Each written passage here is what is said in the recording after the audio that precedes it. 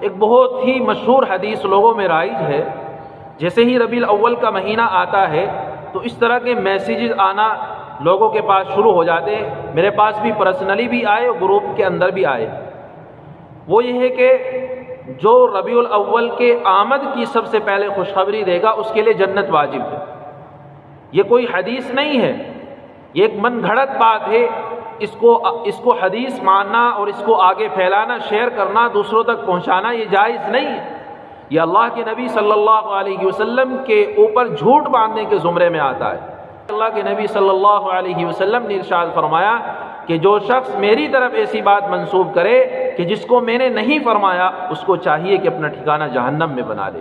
اس لیے احتیاط ضروری ہے کہ جو حدیث آپ کے پاس آئے اس کی پہلے اپنے علماء سے، مساجد کے ائمہ سے اور مدارس کے مدرسین سے اور پڑھے لکھے حضرات سے جا کر کے